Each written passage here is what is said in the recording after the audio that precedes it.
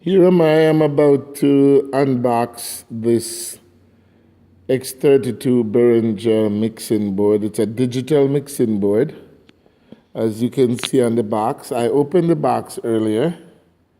It says 40 input, 25 bus digital mixing console with 32 programmable Midas preamps, 25 motorized faders. It says channel LCDs, 32 channel audio interface, and iPad, iPhone remote control. The reason I bought this one is because I wanted a lot of the features on it. Our church has about 260 chairs in here. It's about 5,000 square feet in the church hall, in the sanctuary. And we have 4 different aisles, but it's an ill-shaped church. It's shaped almost like a coin, but as you can see at the back, we have an extension at the back there. It's a kind of a semicircle. And what happened is that it sounds differently. The sound is different at every area of the room. So this digital console has some features that might help us. For example, it has the remote control feature where there's an app that it comes with, and if you have Wi-Fi or internet, whichever, of course, if you have Wi-Fi, you can control the audio or whatever at whichever part of the room you're at. So my hope is that when we set it up and we stand at the back at the different places in the room, that we'll be able to tailor the sound to where people are sitting. So this remote control system is one of the reasons we bought it. Also, I heard it's very, very clean, that it's a very, very clean digital console. And I also understand that it has a lot of other stuff we need, like recording live. It has USB output where you can record the service live and record it on different tracks. It will actually come out on a program where you can edit each track separately. So if you have a praise team of, say, 10 people plus instruments, you can afterwards edit the whole thing individually. You can turn up your bass or the drums or the lead voice or the backup voices. You can mix it. So here it is, what they did, they put it as a box within a box. There's another box. As I said, I opened it earlier, and it is beautiful. Then here is this beautiful sheet of the console, giving some directions. So if you have space in your sound room, you can actually have this to sort of look at to help you out in the initial stage. Then they have this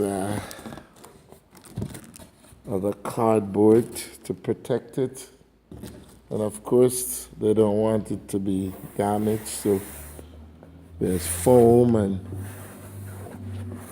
and it is wrapped, of course, in plastic to protect it from dust and dirt and other stuff.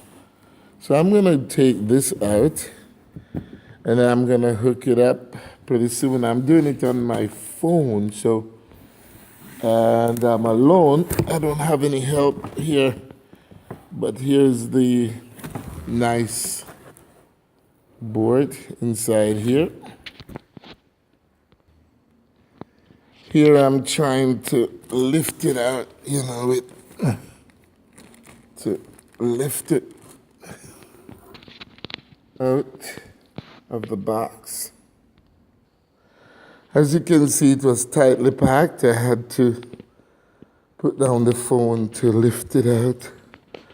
And inside the box, it was a box within a box, and they also protected it with extra padding, extra cardboard, and inside comes inside here in the box, there's a power cord for it, and then the manual and the covering. And that's very important to have the cover after you set it up to prevent dust from getting in it. You must always cover your consoles because after a while, the faders won't work well. No, they have digital boards without the faders. It's all digital and you control it remotely. But I didn't want that one. I wanted the one with the faders and also digitally, where I can control it by the phone or the iPad. Now, I had to buy a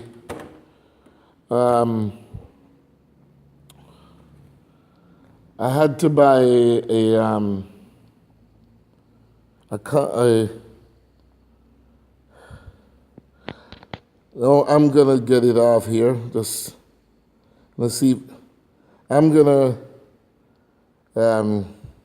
unwrap it now and let you see it clear. There I remove the foam.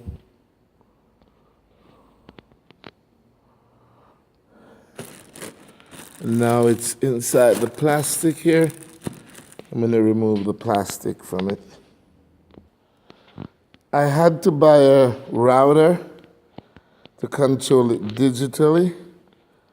It has its own router and you have to create its own IP address to prevent interference if there's anybody else in the room using the Wi-Fi. So, taking the plastic off. I should have used my camera, but I forgot my camera. So, I don't have anything to hold the phone, but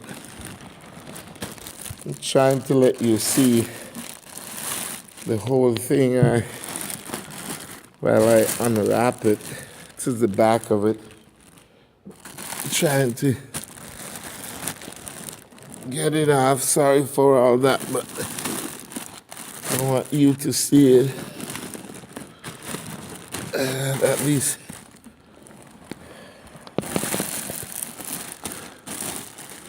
it's really a bag they put over. Okay. There we go. They put it in a plastic bag, and there it is. And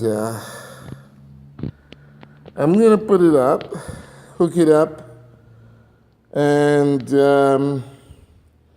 later I'm going to make another video of how it works. But as you can see, it actually has, although it's a 32 channel, it really has just 16 faders. And these are, of course, the master controls. We'll go through that some other time. That's the main And of course, there's a screen, there are some inputs here, a mic input, extension. If you want to talk to people, there's a lamp input for a light. And I don't want to jack this thing, but I want to show you the other side of it. So here's the back of it. These are the outputs, and here are the inputs. And it's 16 on this side, 16 on the other side, and then at the top is where we have the USB. I don't know if you can see it well. My phone camera is a bit blurry, but there you can see where it's the USB, the audio out. You can record from there. And these are the outputs. You have the personal monitoring input here. And I think that is for the router, where you put the router to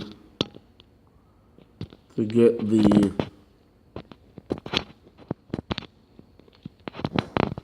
that's for the router, for you to hook up the internet. There's a switch where you put the power card in.